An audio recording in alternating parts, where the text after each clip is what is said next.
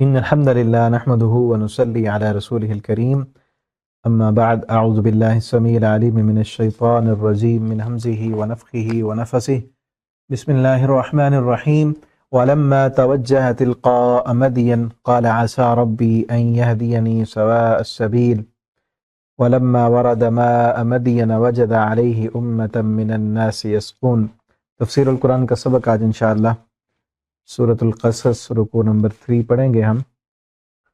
حضرت ابراہیم موسیٰ علیہ السلام کا واقعہ چل رہا ہے، پیچھے ہم پڑھ آئے ہیں 2 رکوع میں، اور جہاں تک جو آگے واقعہ ہے وہ موسیٰ علیہ السلام مدین کی طرف جب گئے تھے تو وہاں ملاقات ہوئی حضرت شعیب علیہ السلام، جو کہ اکثر مفسرین کے رائے یہی ہے کہ ان سے مراد حضرت شعیب علیہ السلام ہیں۔ تو پہلے لفظی ترجمہ دیکھتے ہیں، پھر انشاءاللہ اس کی تفسیر دیکھتے ہیں۔ انتہائی اہم ترین باتیں آج کے سبق میں، ہمارے لیے کئی اس میں اسباق ہیں، خود بھی توجہ سے سنیں، آگے بھی شیئر کریں۔ وَلَمَّا تَوَجَّهَ جب اس نے رخ کیا، تلکا مدین کی طرف، قالا تو کہنے لگے، عسا امید ہے، ربی میرا رب، ان یہدینی سواء السبیل وہ مجھے ضرور سیدھا راستہ دکھائے گا۔ وَلَمَّا وَرَدَ مَاءَ مدین اور جب وہ پہنچے مدین کے کنویں پر، وجد علیہ امۃ من الناس یسقون وہاں پر دیکھا ایک گروہ کو کہ وہ پانی پلا رہے ہیں، وہ اپنے جانوروں کو لوگ پانی پلا رہے ہیں۔ ووجد اور وہاں پایا انہوں نے، من دونہم ان کے ایک طرف، امراتین 2 عورتوں کو، تذودان وہ دونوں روکے کھڑی تھیں، اپنے جانوروں کو روک کر کھڑی تھیں۔ قال ما خطبکما تو موسیٰ علیہ السلام نے کہا کیا حال ہے تمہارا کیا معاملہ ہے، تم دونوں پیچھے کیوں کھڑی ہو؟ قالتا وہ ان دونوں نے کہا، لا نسقی ہم پانی نہیں پلاتی، حتی یصدر الرعاء یہاں تک کہ واپس چلے جائیں یہ چرواہے، وابونا شیخ کبیر اور ہمارا ابو بوڑھا ہے، بڑی عمر کا ہے۔ فسقا لہما تو اس نے پانی پلا دیا، لہما ان دونوں کے لیے، ثم تولا اور پھر وہ پیچھے ہٹے، الی الظل سائے کی طرف، فقال پس کہا، ربی اے میرے رب، انی لما انزلت الیہ بے شک میں اس کا جو تو نازل فرمائے میری طرف، من خیر کوئی بھی بھلائی، فقیر میں محتاج ہوں، میں اس کا فقیر ہوں۔ فجاءت ہو پھر آئی اس کے پاس، احداہما ان دونوں میں سے ایک، تمشی علی استحیاء جو چل رہی تھی، علی استحیاء حیا کے ساتھ، حیا کی چال چل رہی تھی۔ قالت کہنے لگی، ان ابی بے شک میرے ابو، یدعوک وہ بلاتے ہیں تجھے، لیجزیک تاکہ وہ بدلہ دیں تجھے، اجر ما سقیت لنا مزدوری اس کی جو تو نے پانی پلایا ہمارے جانوروں کو۔ فلما جاءہ پھر جب وہ آئے، وقصہ اور پورا واقعہ بیان کیا آ کر ان کو، قال لا تخف تو وہ کہنے لگے، لا تخف تو نہ ڈر، نجوتا تو نجات پا گیا، من القوم الظالمین ظالم قوم سے۔ قالت اس نے کہا، احداہما ان دونوں میں سے ایک نے، یا ابت اے ابا جان، استاجرو اس کو مزدوری پہ رکھ لو، اجرت پہ رکھ لو، ان خیر من استاجرت القوی الامین بے شک بہترین جسے آپ اجرت پر مزدوری پر رکھیں اور امانت دار بھی ہے یہ۔ قال اس نے کہا، انی بے شک میں، اب وہ شعیب علیہ السلام نے کہا کہ میں جو ہے ارید میں چاہتا ہوں، ان کی حقا کہ میں نکاح کر دوں، احد ابنتیہ ایک کا، ابنتیہ اپنی دونوں بیٹیوں میں سے، علی اس شرط پر، ان تأجرنی کہ تو خدمت کرے میری، 8 حجج 8 سال، فإن اتممت پھر اگر تو پورے کرے، 10 سال، فمن عندک تو وہ تیری طرف سے ہیں، وما ارید اور نہیں میں چاہتا، ان اشق علیک کہ میں سختی کروں تجھ پر، ستجدنی ان قریب تو ضرور پائے گا مجھے، انشاءاللہ اگر اللہ نے چاہا، من الصالحین نیک لوگوں میں سے۔ قال کہا اس نے، موسیٰ علیہ السلام نے کہا، ذالک بینی یہ میرے درمیان، و بینک اور تیرے درمیان، ایما الاجلین ہمارے درمیان اب مدتیں مقرر ہو چکی، قضیت جو بھی میں پوری کروں گا، فلا عدوان علی کوئی زیادتی نہیں ہوگی مجھ پر، واللہ علی ما نقول وکیل اور اللہ تعالیٰ جو ہم کہہ رہے ہیں اس پر اللہ تعالیٰ گواہ ہے۔ یہاں تک رکوع کمپلیٹ ہوا، ابھی اس کی تفسیر ہم دیکھتے ہیں۔ موسیٰ علیہ السلام سے جب غلطی سے قتل ہو گیا تھا ایک قبطی کا، اور پھر جو ہے اگلے دن موسیٰ علیہ السلام کی بھی قتل کا پلان ہو رہا تھا، محل میں ایک خیر خواہ نے آ کر کہا کہ اے موسیٰ میں تجھے نصیحت کرتا ہوں کہ تو بھاگ جائے یہاں سے۔ موسیٰ علیہ السلام وہاں سے دوڑے، مصر سے بھاگے، اور توجہ تلقام کوئی پتہ نہیں تھا کہاں جانا ہے، کوئی گھر نہیں، کوئی جاننے والا نہیں، کوئی ذہن میں خیال نہیں کہ کس طرف جا رہے ہیں، بس جہاں آیا رب نجنی من القوم الظالمین، دعا کی کہ اللہ تو مجھے ظالم قوم سے نجات دے، تو اللہ تعالیٰ نے بندوبست تو پہلے سے کیا ہوا تھا، وہاں سے نکالنا تھا اور جگہ پہ لے کے جانا تھا۔ وَلَمَّا تَوَجَّهَ، اور تو پھر رخ کیا انہوں نے تلقا مدین کی جانب، بہت دور نکل گئے، وہاں جا کر دیکھا اور پھر یہ کہا عسا ربی، مجھے امید ہے کہ میرا رب جو ہے سیدھا راستہ دکھائے گا۔ پھر وارد ما مدین کے کنویں پر پہنچے، وارد اصل کہتے ہیں پانی پر آنا، یعنی جو کنواں تھا وہاں پر موسیٰ علیہ السلام بھی ظاہر ہے دور دراز کا سفر کر کے پتہ نہیں کتنے دن سفر کرتے رہے ہوں گے، تو کنویں پر آئے، لوگ پانی پلا رہے تھے تو خود بھی پانی پیا اور دیکھا وجد، اور وہاں پر دیکھا کہ لوگ جو ہے اپنے جانوروں کو پانی پلا رہے ہیں، اور دو عورتیں امراتین، دو عورتیں تزودان، وہ دونوں سائڈ پہ کھڑی ہیں۔ تزودان کیا مطلب؟ تزودان کا معنی ہے روکنا، یعنی ایک جانور پیاسے ہیں، اب دیکھیں نا پیاسا جانور پانی دیکھ رہا ہے تو وہ کیا کرے گا؟ جانور نے تو بھاگنا ہے وہاں پر، اور اب ان بھاگنے والی کیفیت کو لڑکیاں ان کو بار بار روک رہی ہیں، ان کو اپنا سائڈ پہ کھڑے روک کر کھڑی ہیں تاکہ یہ لوگ چلے جائیں باقی، تو پھر یہ جا کر اپنے جانوروں کو پانی پلائیں۔ تو انہوں نے دیکھا کہ یہ دو لڑکیاں کھڑی ہیں تو ان کے پاس چلے گئے اور کہا ما خطبکما، تمہارا کیا معاملہ ہے، تم الگ کیوں کھڑی ہو؟ قالتا، ان دونوں نے کہا لا نسقی، ہم پانی نہیں پلاتی، حتی یصدر الرعاء، یہاں تک کہ یہ چرواہے پانی پلا کر چلے جائیں۔ اب یہاں سے ایک مسئلہ معلوم ہوتا ہے کہ عورتیں اس دور میں بھی کام کیا کرتی تھیں، لیکن نبی کریم صلی اللہ علیہ وسلم سے بھی پہلے کا دور، موسیٰ علیہ السلام کا دور، کئی صدیاں گزر چکی، اس وقت بھی خواتین کام کیا کرتی تھیں، لیکن کام کرنے کا ریزن بھی تھا، شوقیہ نہیں آئی ہوئی تھیں باہر گھومنے کے لیے، وہ کس لیے آئی تھیں؟ وَأَبُونَا شَيْخٌ کبیر، کہا ہمارا ابو بوڑھا ہے، ہمارا اور کوئی کمانے والا نہیں ہے، ٹھیک ہے نا، یعنی عورت کے لیے اگر اس کا کوئی کمانے والا نہیں ہے تو پیٹ پالنا ہے، کوئی نہ کوئی کام رزق حلال وہ کر سکتی ہے، ٹھیک ہے نا۔ اور پھر اسی طرح جس طرح یہ عورتیں تھیں، شعیب علیہ السلام کی بیٹیاں، حیا والی، شرم و حیا والی، الگ کھڑی ہیں نا، اور کوئی کنواں نہیں ہے پانی پلانے کا، اور جگہ نہیں ہے، الگ کوئی جگہ نہیں ہے، تو انہوں نے یہ نہیں کہا کہ ہم تو چونکہ مجبور ہیں، ہم نے پانی پلانا ہے تو ہم مردوں کے ساتھ آ جائیں، مردوں کے ساتھ نہیں آئیں، پھر بھی الگ کھڑی ہیں، اور مرد بھی اتنے، ان میں سے اب دیکھیں نا کتنا جھنڈ ہے مردوں کا، ہمارے دور کتنا ہی سمجھ لیں، ان میں سے کوئی بھی ایسا سمجھ والا، شعور والا، حیا والا، اور دوسروں کی بچیوں کو اپنی بچی سمجھ کر ان کے ساتھ احسان کرنے والا ایک بندہ بھی ان میں نہیں تھا کہ جو کہتا ان کو یہ چھوٹی بچیاں ہیں، ان کو پہلے پانی پلانے دو، بعد میں ہم پلا لیں گے، یہ عورتیں ہیں ان کا احترام کر لو، ان کو پہلے پلانے دو، کمزور ہیں، کوئی بھی ایسا سمجھدار ان میں نہیں تھا۔ بھیڑ تھی ایک، جس طرح آج ہم بھی بھیڑ بن چکے ہیں، ٹھیک ہے نا۔ ہاں یہ ہے کہ ان عورتوں کی عزت خراب کرنے والے اور نیلام کرنے والے اور اپنے آپ کو خیر خواہ بنا کے ان عورتوں کے ساتھ جو ہے غلط اور ناجائز تعلقات بنانے والے تو بہت ملتے ہیں، لیکن صحیح معنوں میں کسی کمزور کی، کسی ضعیف کی مدد اور ہیلپ کرنے والے نہ ہونے کے برابر ہیں، ٹھیک ہے نا۔ تو موسیٰ علیہ السلام گئے، ان کے پاس جا کر خیر خواہی کی اور پوچھا کہ تم کیا کر رہی ہو، تم یہاں کیوں کھڑی؟ انہوں نے کہا ہم پانی نہیں پلاتے، یہاں چرواہے چلے جائیں گے پھر ہم پانی پلائیں گے۔ فَسَقَّىٰ لَهُمَا، اب موسیٰ علیہ السلام نے ان کے ساتھ خیر خواہی کرتے انہوں نے کہا تم یہی رکو، میں نے ان کو پانی پلانا۔ فَسَقَّىٰ لَهُمَا، تو ان دونوں کی بکریاں جو تھیں ان کو پانی پلا دیا۔ اب یہاں سے ایک مسئلہ ہمیں یہ ملتا ہے کہ کوئی کمزور مل جائے، ہمیں کوئی کمزور ملے تو اس کی مدد کرنی چاہیے، ٹھیک ہے نا۔ آج کے اس دور میں بھی میں نے سورہ یوسف پڑھتے ہوئے بھی کہا تھا، یہ الفاظ کہے تھے، اس دور میں ہمیں جب باہر ہم نکلتے ہیں، سفر کرتے ہیں، کہیں بھی جاتے ہیں، اس ہمارے معاشرے میں ہمیں دو طرح کی عورتیں باہر نکلی ہوئی ملتی ہیں۔ کچھ ہوتی ہیں جو ان عورتوں کی طرح ہوتی ہیں، جس طرح یہ دو عورتیں تھیں نا، شعیب علیہ السلام کی جو بیٹیاں، یہ جو عورتیں تھیں یہ مجبور تھیں، مجبوری نے ان کو باہر نکلنے پر مجبور کیا تھا کہ کوئی ان کا بھائی نہیں تھا، ابو بیمار تھے اور بوڑھے تھے، وہ کما نہیں سکتے تھے، اب یہ جو ہے کما رہی ہیں اور کام کر رہی ہیں اور مجبوری نے ان کو باہر نکالا۔ ہمیں ایسی عورتیں بھی ملتی ہیں معاشرے میں جو مجبور ہوتی ہیں، مجبوری کے سبب وہ کوئی نہ کوئی کام کر رہی ہوتی ہیں، ٹھیک ہے نا۔ تو ان کے ساتھ ہمارا رویہ کیسا ہونا چاہیے؟ جس طرح موسیٰ علیہ السلام کا ان کے ساتھ رویہ تھا۔ کیا کیا موسیٰ علیہ السلام نے؟ لا نسقی، ان کے لیے پانی پلا دیا، اور پھر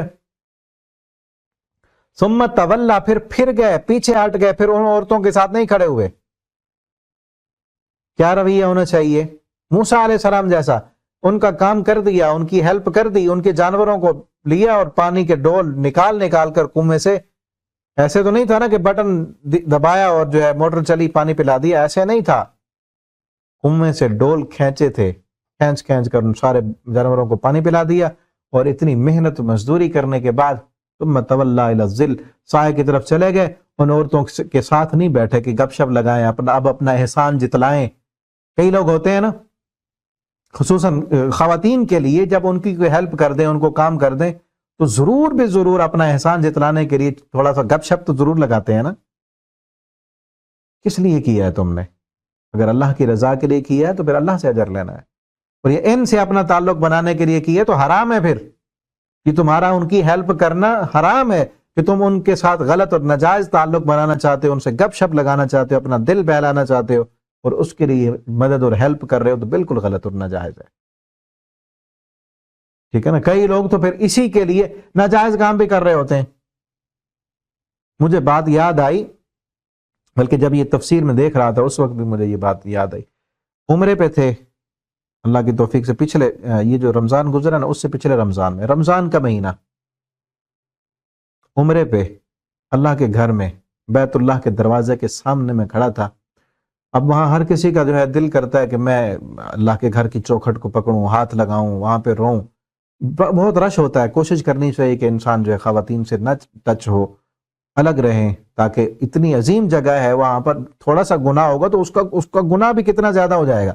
وہاں پر میں نے دیکھا ایک عورت ہے، خاتون، ایک پاکستانی تھی، وہ بڑی کوشش کر رہی تھی کہ میرا ہاتھ بیت اللہ کی چوکھٹ کو لگ جائے. دروازہ چونکہ کچھ اونچا ہے اور جو آگے دیوار کے ساتھ تھوڑی اونچی جگہ بنی ہے، نیچے سیڑھی بنی ہے ایک، اس سیڑھی پہ چڑھ جاتے ہیں تو ہاتھ لگتا ہے، نیچے جو کھڑا ہو اس بندے کا ہاتھ نہیں لگتا.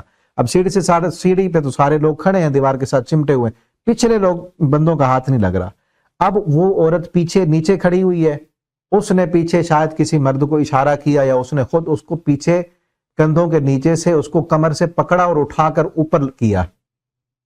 اس عورت کو اٹھایا اور اوپر کیا اور اس نے بیت اللہ کو جو ہے دروازے کو ہاتھ لگا. اب میں دیکھ رہا ہوں کہ بڑی عمر کا آدمی تھا. میں نے کہا شاید اس کی جو ہے بیٹی ہوگی جو اس کو اٹھا رہا ہے، یا ہو سکتا ہے شوہر ہو اس کا. اب اس نے اٹھایا، ہاتھ ساتھ لگا لیا، اس نے پھر نیچے اس کو اتار دیا. اب جب جانے لگے نا تو پھر وہ مرد احسان جتلا کر اس سے جب باتیں کر رہا تھا نا، پھر مجھے پتا چلا. اب آدھا چکر طواف کا آدھا چکر آگے چلے نا تو ساتھ ہی تھے. میں اس مرد کو دیکھ رہا تھا کہ وہ مرد مصری تھا، وہ عربی بول رہا تھا، اور یہ پاکستانی عورت، اس کو سمجھ ہی نہ آئے کہ کیا کر رہا ہے وہ. تب مجھے پتا چلا کہ یہ نامحرم ہے.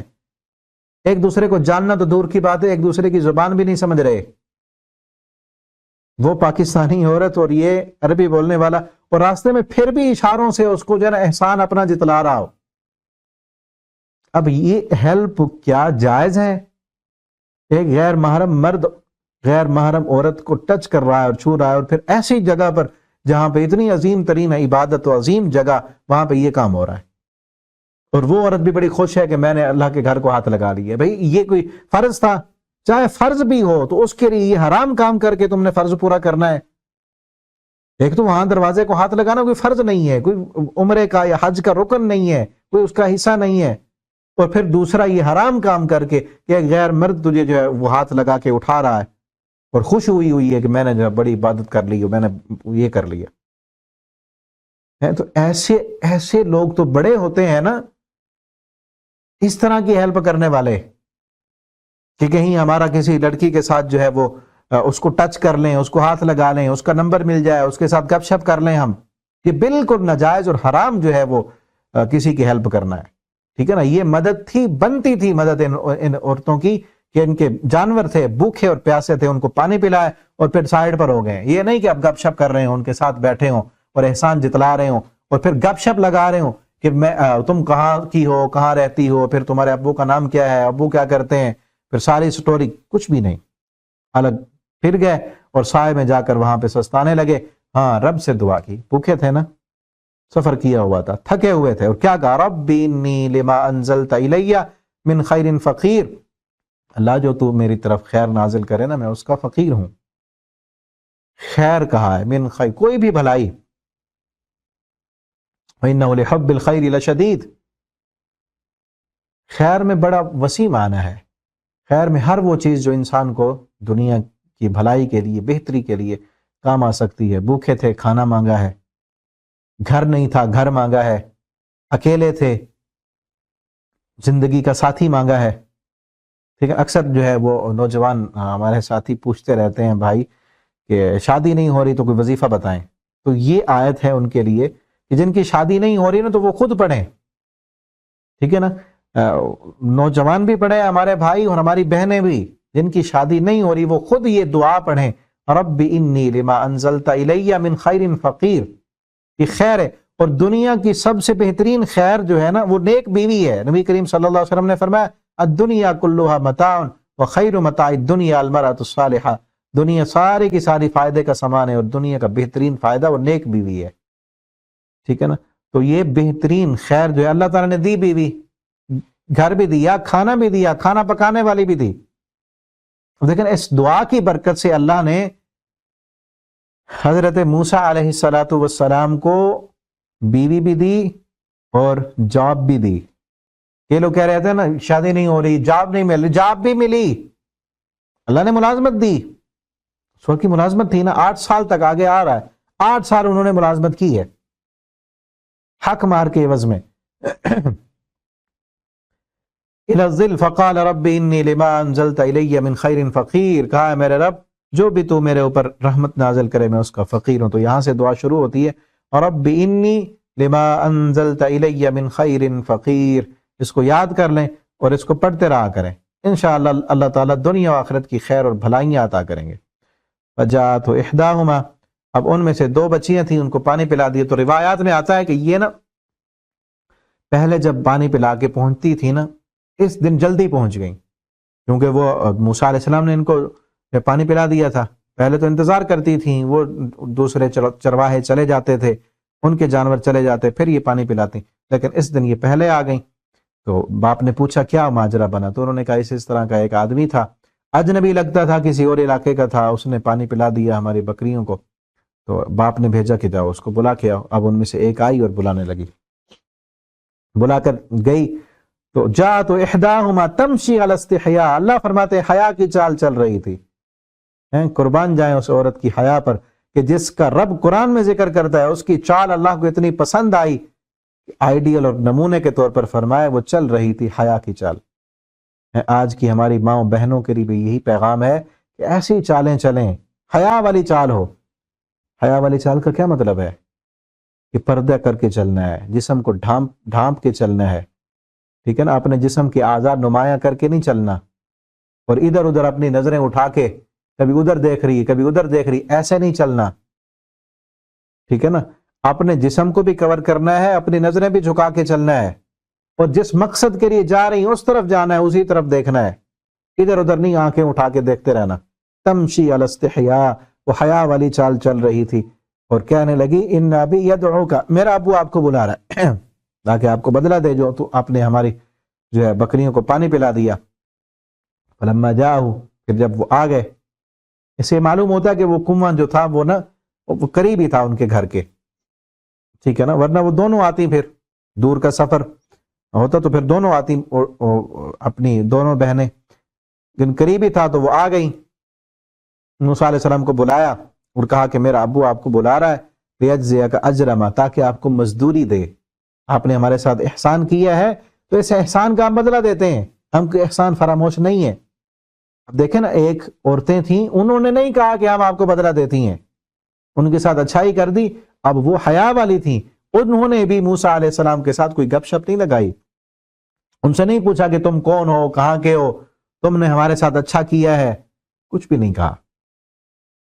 کر دیا اللہ کی رضا کے لیے، اللہ نے بھیج دیا کسی کو. نہ ہی موسیٰ علیہ السلام نے اس کا مطالبے کے، نہ بھی یہ کہا کہ تم خاموشی سے جا رہی ہو، مجھ سے پوچھو گی نہیں، میں دور سے آیا ہوں، مجھے کھانا تو دے دو، کم از کم ان بکریوں کا جن کو میں نے پانی پلایا انہی کا دودھ ہی دے دو مجھے، میں بھوکا ہوں. نہیں، کچھ بھی نہیں کہا. گئے. جس رب کے لیے موسیٰ علیہ السلام نے نیکی کی تھی، صلہ اسی نے دینا تھا نا، اسی نے دیا، رب نے دیا پھر صلہ. ٹھیک ہے نا؟ تو جس کے لیے نیکی کریں اللہ کی رضا کے لیے، تو پھر انسانوں سے امید نہ رکھیں کہ یہ کچھ دیں گے ہمیں.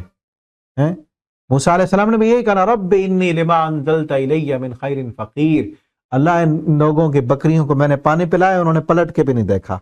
میں تو تیرے در کا فقیر ہوں، کھانا تو تجھ سے مانگنا ہے نا. ان کو تو میں نے رب نہیں مانا، تو رب تجھے مانا ہے، تو دے مجھے کھانا. اس رب سے مانگیں، احسان کریں لوگوں کے ساتھ، لیکن صلہ ان سے لینے کی امید نہ رکھیں، اللہ سے لیں. تو آئی کہنے لگی ہم جو ہے احسان فراموش نہیں. یہاں سے دوسرا مسئلہ یہ ملتا ہے کہ کوئی بھی ہمارے ساتھ احسان کرے نا تو اس کے احسان کو یاد رکھنا چاہیے، جتنا اس کا صلہ دے سکتے ہیں وہ دیں. ٹھیک ہے نا؟ جو احسان فراموش ہو، بھول جائے کہ ہم نے ان کے ساتھ کیا کیا تھا، کیا نیکیاں کی تھیں. ٹھیک ہے انہوں نے اللہ کی رضا کے لیے کی، لیکن ہمارے ساتھ نیکی کی ہے تو ہمیں تو یاد رکھنا چاہیے نا کہ اس نے میرے لیے کیا قربانی دی تھی، میرے لیے کتنی نیکی کی تھی، کتنی اچھائی کی تھی. ٹھیک ہے کرنے والے نے اللہ کی رضا کے لیے کی، اللہ تعالیٰ اس کو اجر دیں گے، لیکن آپ کے ساتھ کی ہے تو آپ احسان فراموش مت بنیں. آپ یاد رکھیں لوگوں کے احسانات کو، اور یاد رکھیں جو انسان انسانوں کے احسان کا بدلہ نہیں دیتا نا، احسان فراموش بن جاتا ہے، وہ اللہ رب العالمین کے احسانات بھی اس کا بدلہ بھی نہیں دے سکتا، وہ رب کی بھی ناشکری کرتا ہے. من لم یشکر اللہ لم یشکر الناس، آپ صلی اللہ علیہ وسلم نے فرمایا جو انسان انسانوں کا شکریہ ادا نہ کر سکے نا، بھول جائے لوگوں کے احسانات کو، وہ رب کے احسانات بھی بھول جایا کرتا ہے. ٹھیک ہے نا؟ لیکن آج ہمارے ہاں یہ اکثر دیکھا گیا ہے، اکثر لوگ احسان فراموش ملتے ہیں، بھول جاتے ہیں. مفاد پرست لوگ ہمیشہ احسان فراموش ہوتے ہیں. جب تک مفاد رہے گا لوگوں کے ساتھ ہوں گے، جیسے ہی مفاد اپنا ختم ہو جائے گا، مفاد لے لیا نا، اب لوگوں کے احسان، جن سے مفاد لیا تھا ان کا تو احسان ہے نا، وہ بھول گئے احسان. لیکن شعیب علیہ السلام کیا تھے؟ انہوں نے کہا کہ بلاؤ، ہم اس کا اجر دیتے ہیں، ہم اس کی مزدوری، ہم اس کے احسان کا بدلہ دیتے ہیں. فلما جاؤ، جب موسیٰ علیہ السلام ان کے پاس آئے، وقص علیہ القصص، اور آ کر سارا قصہ بیان کیا کہ کس طرح میں جو ہے مجھ سے غلطی ہوگی، اور فرعون کی حکومت میں چونکہ بہت بڑا ظالم جابر حکمران تھا تو دور دور تک چرچے تھے، پتہ تھا ان کو بھی کہ کتنا ظالم ہے. تو وہ کہنے لگے قال لا تخف، اب ڈرنا نہیں، نجوت من القوم الظالمین، آپ ظالم قوم سے نجات پا گئے ہیں. یہاں ان کی حکومت نہیں ہے، مدین میں فرعون کی حکومت نہیں تھی، آپ یہاں آ گئے، اب یہاں ڈرنے کی ضرورت نہیں. اب ایک ان میں سے جو دونوں بیٹیاں تھیں ان میں سے ایک نے باپ کو مشورہ دیا، استاجر، وہ تھکی ہوئی تھی، سارا دن خود بکریاں چراتی تھیں، پانی پلاتی تھیں. اب جو ہے بڑا ایک اچھے اخلاق والا، شرم و حیا والا، جس نے اللہ کی رضا کے لیے مدد بھی کر دی اور امین بھی تھا، کہنے لگی ایک اس کو نا آپ مزدوری پہ رکھ لیں. ان من استاجرت القوی الامین، یہ قوی بھی ہے، امانت والا بھی ہے. یعنی کسی کو کام کی ذمہ داری سونپنے کے لیے خوبیاں ہونی چاہیے نا، تو وہ خوبیاں اس میں ہیں. ایک قوی ہے، طاقتور ہے، اکیلا بکریوں کو سنبھال لے گا. ٹھیک ہے نا؟ یہ بھی آتا ہے روایات میں کہ جو اس کے اوپر نا کنویں کے اوپر جو ڈھکن ہوتا تھا، کئی بندے مل کر اس کو ہٹاتے تھے، موسیٰ علیہ السلام نے اکیلے ہی اس کو اٹھا کر سائڈ پہ رکھ دیا. تو طاقتور بھی تھے، امانت دار، امین بھی ہیں، اور یہ ہماری جو ہے مزدوری میں یا ملازمت میں کسی قسم کی خیانت نہیں کریں گے. یہ لفظ پیچھے یوسف علیہ السلام کے بارے میں آیا ہے. یوسف علیہ السلام نے کہا تھا نا کہ مجھے تم اس کا جو ہے وزیر خزانہ بنا دو، انی حفیظ علیم، میں حفیظ ہوں اور عالم ہوں، یعنی حفاظت کرنے والا ہوں اور عالم، علم والا ہوں. وہاں پر وہ خوبیاں چاہیے تھیں کہ اس یہ سلطنت کے حکمران ان کے جو ہے 7 سال خوراک کس طرح تقسیم کرنی ہے، کیسے اس کو سٹور کرنا ہے، اس کا علم تھا ان کے پاس، اور حفاظت بھی تھی. ٹھیک ہے نا؟ یہاں پر مزدوری چونکہ کرنی ہے تو طاقت چاہیے، یہاں طاقت کی جو ہے خوبی بیان کی. امانت بھی ہے کہ امین بھی ہیں، یہ امانت دار ہیں، ہمارے گھر میں رہیں گے، امین بن کے رہیں گے، اور ہمارے مال کی حفاظت کریں گے، امین بن کے کریں گے. قال انی، تو اب انہوں نے کہا انی ارید، میں چاہتا ہوں کہ ان کی حقا، میں اب جو ہے ان میں سے ایک کا جو ہے تیرے ساتھ نکاح کر دو. اب جو ہے مزدور رکھنا تھا، تو جس گھر میں جوان لڑکیاں ہیں تو ایک نوجوان کو وہاں پر ایسے تو مزدور نہیں رکھ سکتے نا، غیر محرم کیسے رہے گا؟ تو کہا کہ ان میں سے ایک کا نکاح کر دیں، آپ محرم بن جائیں گے تو ہمارے پاس رہیں گے. ان کی حق احد ابنتیہ ہاتین، ان 2 بیٹیوں میں سے ایک کا میں نکاح کرتا ہوں، لیکن نکاح کا عوض کیا ہے؟ بعوض حقمار، حقمار اس کا کیا ہے؟ ان تأجرنی، کہ تو میری خدمت کرے گا، تو میرے پاس مزدوری کرے گا. کتنا؟ 8 حجج، 8 سال.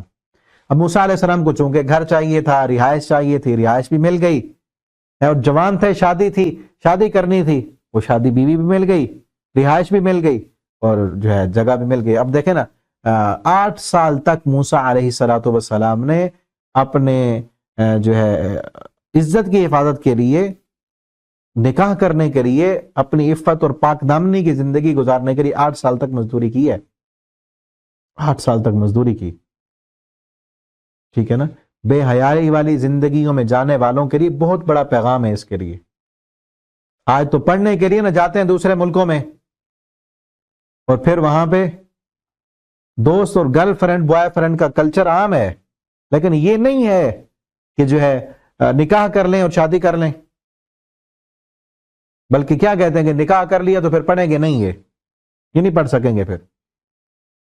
جبکہ جو اب دیکھیں نا، اگر نکاح نہیں کر رہے اور پڑھنے جا رہے ہیں اور نکاح سے پہلے منہ کالے کر لیں، اپنی عزتیں گوا بیٹھیں، تو اس ڈگری سے ان پڑھ بہتر تھے نا، عزت تو باقی تھی۔ ایسی ڈگری کا کیا فائدہ جس ڈگری کو لیتے لیتے انسان کا ایمان اور انسان کی جو ہے عزت و آبرو وہ بھی ختم ہو جائے۔ آج تو اس کو کچھ سمجھا ہی نہیں جا رہا۔ پڑھنے والے کالجز اور یونیورسٹی کے لڑکے اور لڑکیاں آپس میں افیئر چلانا اور آپس میں ریلیشن رکھنا اس دور کا جو ہے وہ فیشن بنتا جا رہا ہے۔ زنا کو فیشن کے طور پر جو ہے وہ بتا رہے ہوتے ہیں کہ میری اتنی لڑکیوں کے ساتھ رابطے ہیں، میری اتنی گرل فرینڈ ہیں، اور اتنوں کو میں نے پھنسایا ہوا ہے۔ اور اس قدر ہم جو ہے وہ جہالت اور بے دینی اور دین سے دوری کا شکار ہو چکے ہیں کہ جو لڑکا کالج میں پڑھے، یونیورسٹی میں پڑھنے والا، اس کی کوئی گرل فرینڈ بوائے فرینڈ نہ ہو، اس کو تانے دیے جاتے ہیں، اس کو ہجرا کہا جاتا ہے کہ یہ تو فارغ ہے، تو کچھ بھی نہیں ہے اس کے پاس، تو ایک بھی نہیں، ٹھیک ہے نا۔ تو ہم کہاں جا رہے ہیں؟ والدین، مجھے بڑا سوچنے پر بندہ مجبور ہوتا ہے کہ یہ جو کالج اور یونیورسٹی کی لڑکیاں آپ قریب سے گزریں، چوکوں میں چورستوں میں بیٹھی، کیا ان کے والدین نہیں ہیں؟ ان کے باپ نہیں ہیں؟ یا باپوں میں ایمان نہیں ہے، کلمہ نہیں پڑھا، وہ مسلمان نہیں ہے، ان کے بھائی نہیں ہیں؟ جیسے لباس میں یہ بازاروں میں گھوم رہی ہے، اسی لباس میں یہ گھر میں اپنے باپ کے سامنے ہوتی ہیں، اسی لباس میں اپنے بھائی کے سامنے جاتی ہیں، جو لباس پہن کے یہ بازاروں میں گھوم رہی ہیں، جو لباس پہن کے موبائل کی سکرینوں پہ آ رہی ہیں۔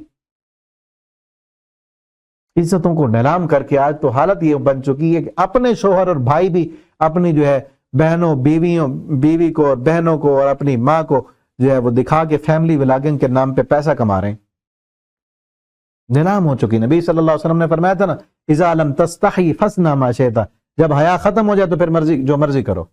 حیا کا بیڑا غرق ہو گیا، ختم ہو چکی حیا، جبکہ حیا والی یہ عورتیں تھیں، ٹھیک ہے نا۔ اپنی وہ عورت بھی حیا والی جس کی حیا کی اللہ نے قرآن میں تذکرہ کیا، اور پھر موسیٰ علیہ السلام نے بھی اپنی عزت کی حفاظت کے لیے 8 سال تک جو ہے وہ مزدوری کی ہے۔ اب اس سے ایک اور مسئلہ بھی ملتا ہے کہ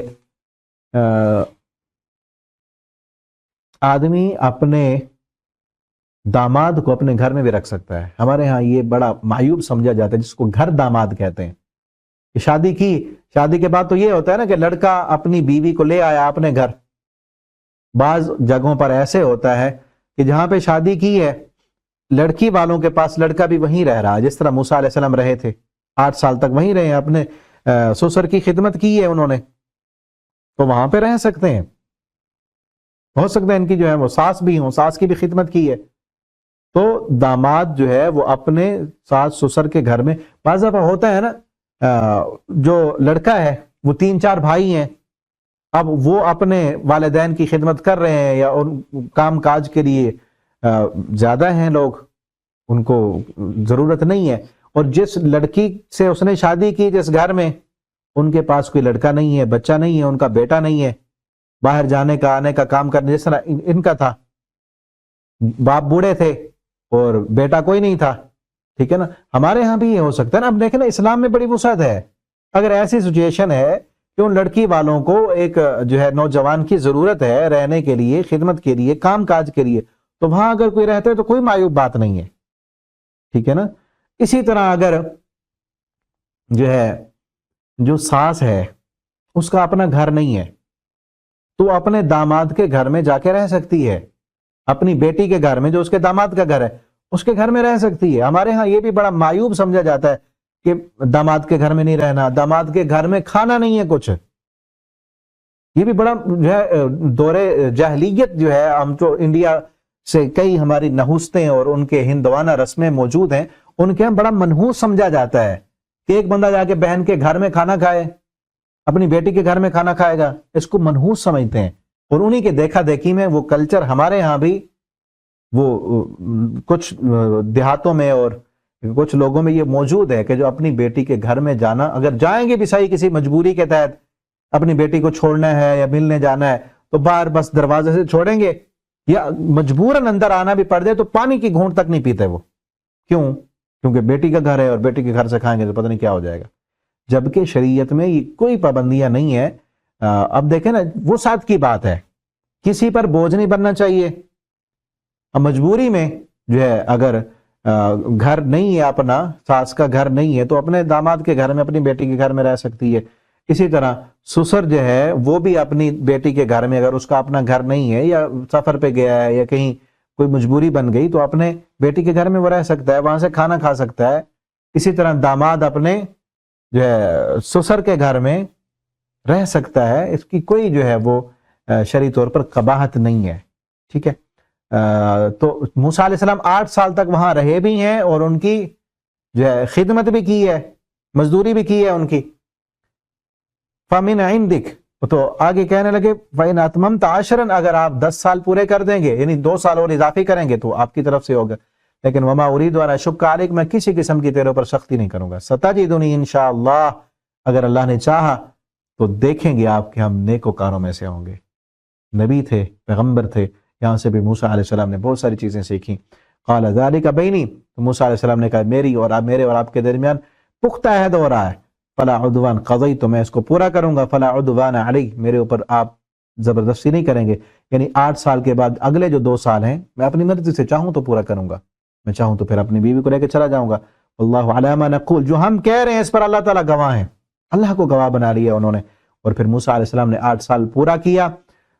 فلما قضى موسى الأجل، یہ آگے پڑھیں گے، پھر پورا کرنے کے بعد اپنی بیوی کو لے کر گئے، پھر آگے کیا ہوا وہ انشاءاللہ اگلے رکوع میں، اگلے لیکچر میں پڑھیں گے ہم۔ اللہ تعالیٰ ہمیں قرآن پڑھنے، سمجھنے، جو چیزیں آج ہم نے پڑھی ہیں اللہ تعالیٰ ان سے ہمیں اسباق حاصل کرنے کی، اپنے ماحول اور معاشرے میں حیا پیدا کرنے کی، حیا کا پیغام عام کرنے کی اللہ ہمیں توفیق عطا فرمائے۔ اللہ ہمارے ملک کی اینٹ اینٹ جو ہے فحاشی اور یانی سے اٹی ہوئی ہے، اللہ ہمیں شرم و حیا کی دولت عطا کر دیں۔